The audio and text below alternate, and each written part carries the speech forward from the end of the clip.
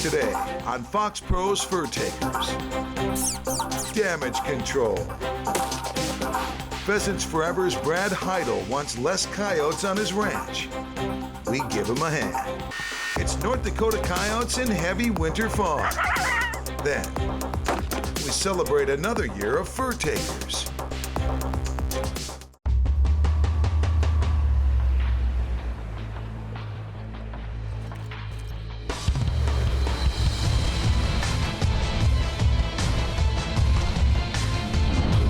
Hunting predators, it's challenging.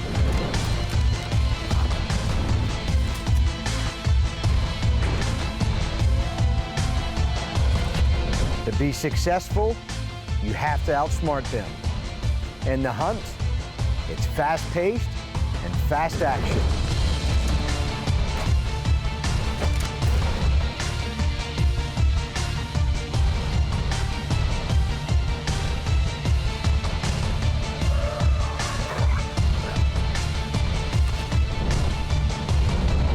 It's why we live to be fur takers.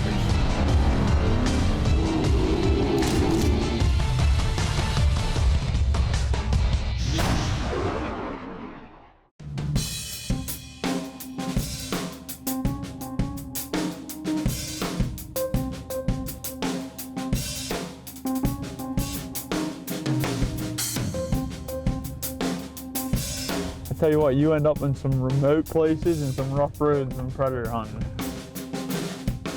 The fog, look at that fog. You can't even see. I just can't believe how foggy it is. They're gonna be right on top of us before you know it with this stuff. Right, well, that's the other plus is they can't see us until the last minute too, so.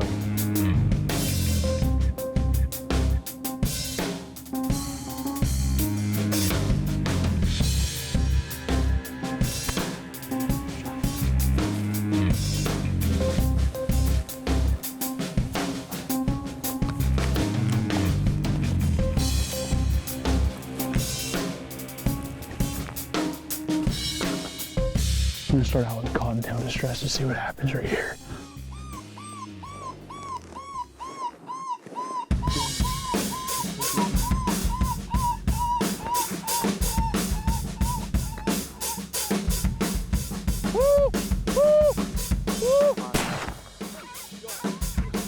Down, baby.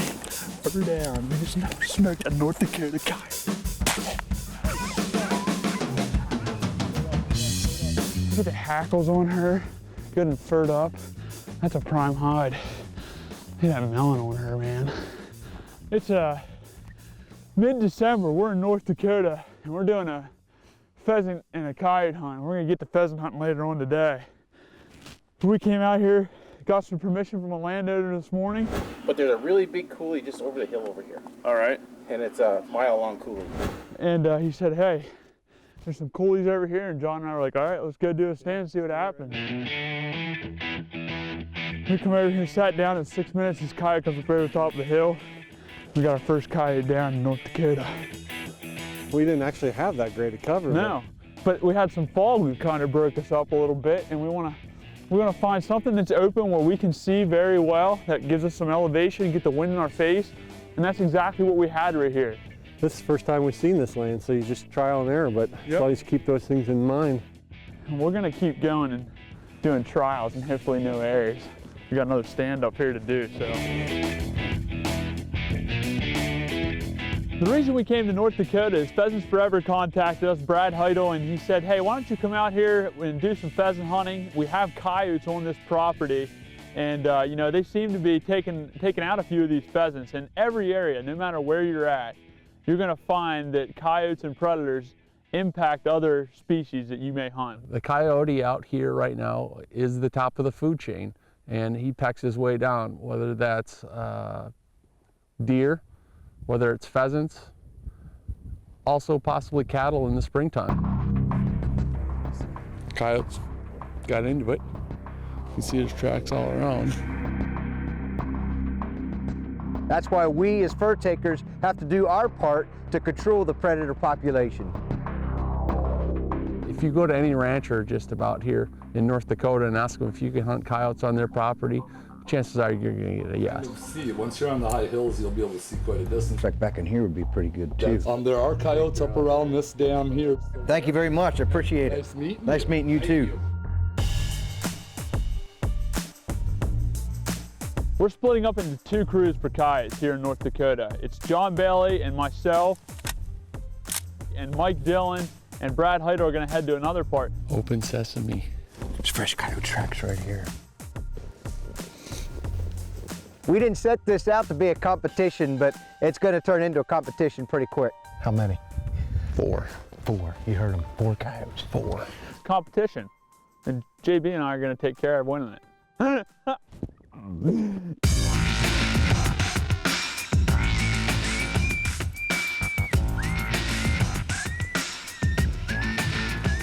a coyote right down there.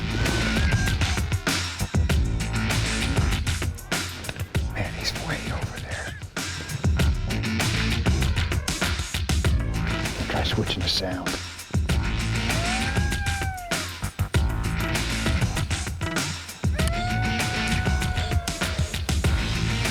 It's too far to shoot there.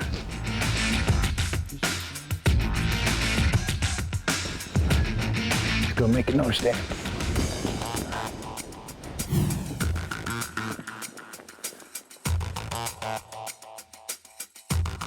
Start with an eastern cottontail.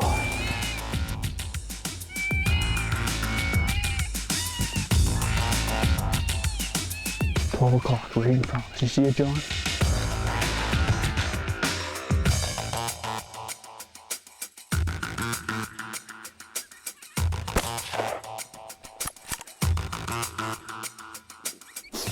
Nice shot, man.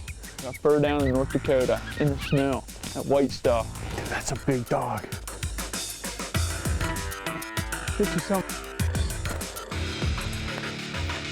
We're both looking at each other like, I think we found some good country.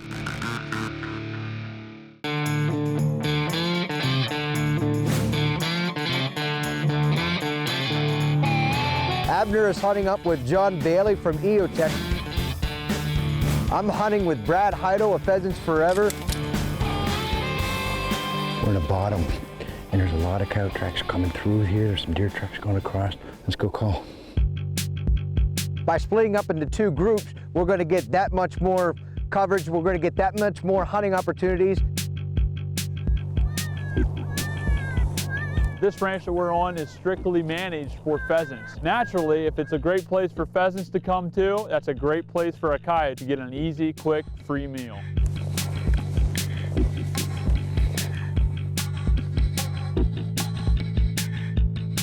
We're going to be calling around this ranch to reduce the predator numbers.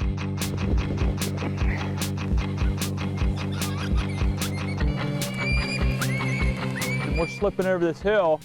JB's like, right there's a coyote. They've got to control the predator population somehow, whether that's with traps or whether it's by calling them. Check to see if it's a male. You want me to? Yeah. Let me grab a hold of him. Think I can get close enough? We did several different stands without any success after that. It just looked like there should be coyotes running us over. Didn't happen though. I got to be honest with you, it gets frustrating after a while, doesn't it? Very. Very. Coyotes don't always follow our plan. They've got their own agenda.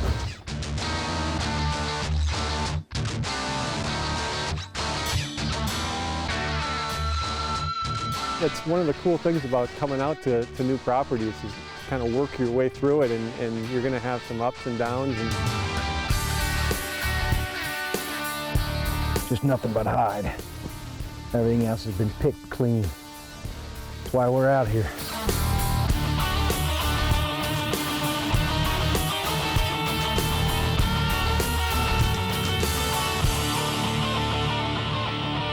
It was frustrating. It was a long, hard day of hunting.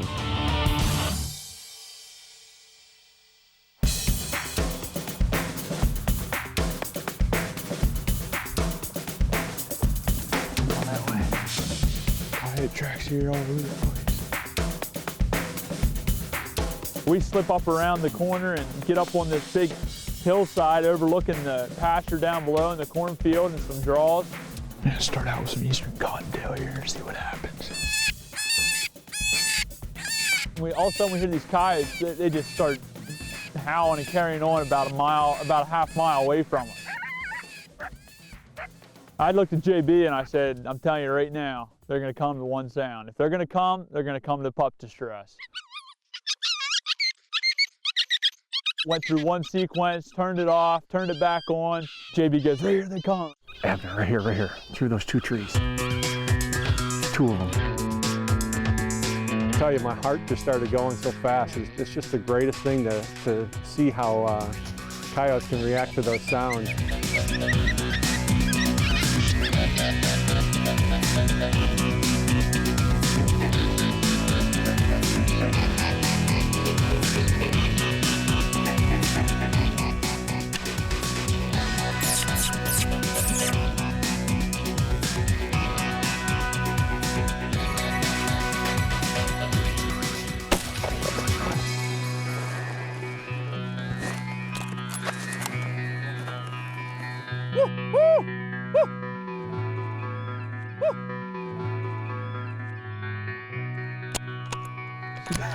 You're not too happy, are you?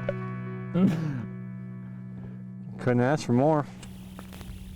Dang. But it's tough because we've done a lot of stands the last 3 days. Yeah. You know, that's what makes you keep going stand to stand. You're not going to shoot something every time. But to get that feeling like you get when you first see those coyotes coming in, that's what you're living for.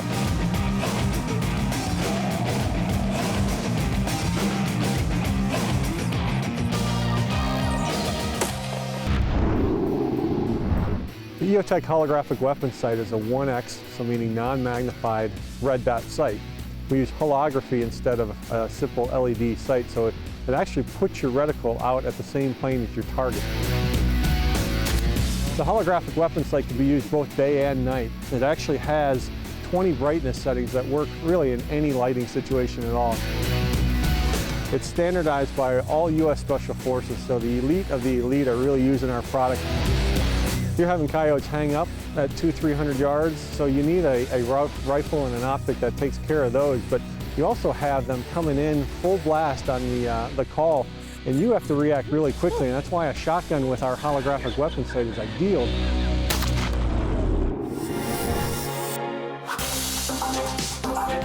There's 2 of them, 2.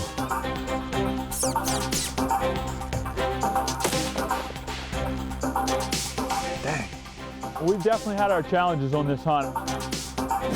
This is the last day in our frigid North Dakota hunt. It's been cold, it's been tough. Today's the day. We got to make it happen today, brother. We can go right over here. This place looks good. I mean, I'm just thinking there's gonna be a coyote that's gonna post up on one of these hills somewhere. I'll put the call right over here on this little hump.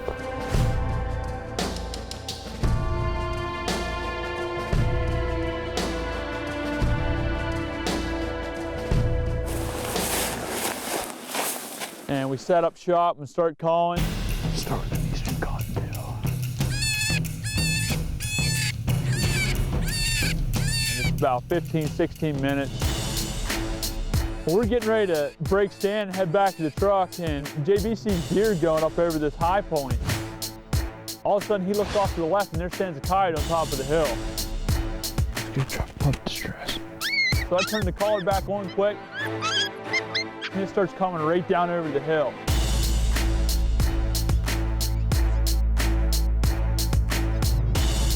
He's coming.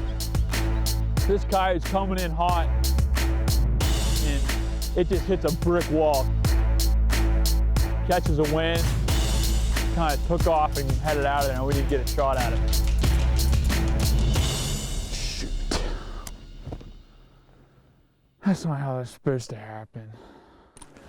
When things aren't going as you want them to, that's what happens. Well, we took a break from coyote hunting. We figured we'd all get back together and go after some pheasants on this property. Ready to get some birds? What we're gonna do is we've got some very wild birds out here. These are not game farm pen raised birds. These are wild birds. They're wary as heck. And Rob and I are gonna go down to the south and we're gonna push the birds this direction, kind of like a continental pheasant drive almost. They're big as cockbirds. They definitely have some great success with managing this property for pheasants. There was birds everywhere. And rooster. This field was just full of them. Rooster down. Nice, beautiful, wild North Dakota ringneck. After that, I was like, well, let's get back and see if we can call some coyotes.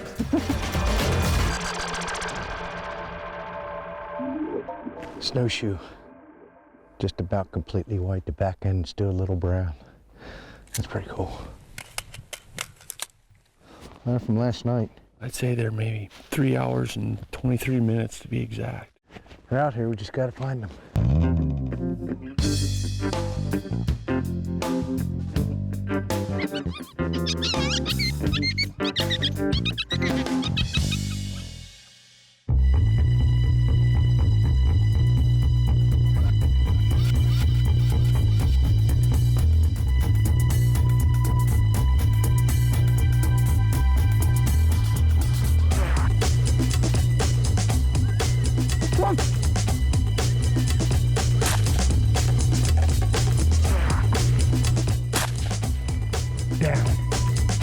Hard work that we went through, all of the stands that we went through, you know, just sticking with it and keep going and staying after them, you know, was finally glad to see that it did pay off. Down.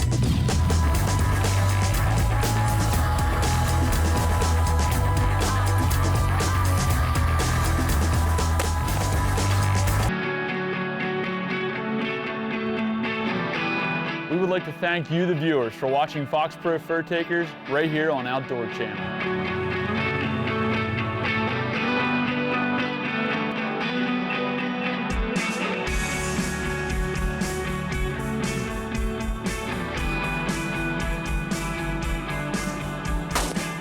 Furtakers to me embodies what a wolfer is. It's a show about us traveling the country looking for these coyotes and bobcats and foxes. Our goal on Furtakers is to show you how to call coyotes, how to call fox in your backyard in all 50 states. We don't focus on just one area, we focus on every state. From Alabama to California. This year, I got to hunt North Dakota, Kansas. We really had fun in Kansas. From the Arizona shows to New Mexico, Texas. I've hunted in Utah, Maryland, Pennsylvania, and New York this year, and Alberta. It's very important to us to be able to bring what we do into your backyard. Unbelievable. I can't believe we just caught a bobcat. The most important thing I learned this year on Furtakers was getting close to those predators. In Alabama, we had to get in tight, in the cover, and get right down and dirty with them. And we basically had to do the same thing in California. Oh! Weather in certain areas dictates everything. I went to Alaska, you know, high hopes of shooting a grizzly bear there. Bears win, we lose. You can plan ahead as much as you want, but when you get there, Mother Nature really, in the end, is the one that's going to dictate your successes in the field. One of the things I learned this year was how to hunt with decoy dogs in Utah with Keith West and Al Morris. That is an experience unlike any other, where you have these coyotes howling and growling and barking right in your face. Well, predator hunting is special to me because of the rich tradition. It's something that I've been doing for so long. It was my very first experience in the woods back when I was 8 years old. I like to call in animals, whether it's hunting turkeys, ducks and geese, deer, or coyotes. I love feeling like I have control of them when they're coming into the call.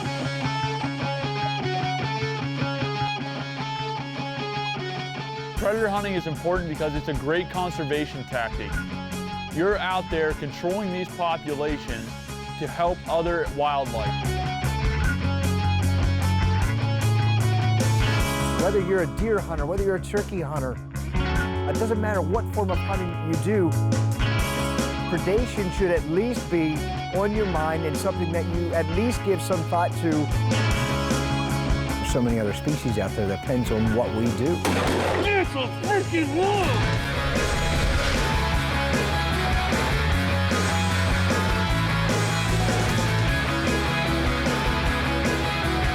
We're not going to stop until we hit all 50 states. And we're going to show you right here on Furtakers how it's done.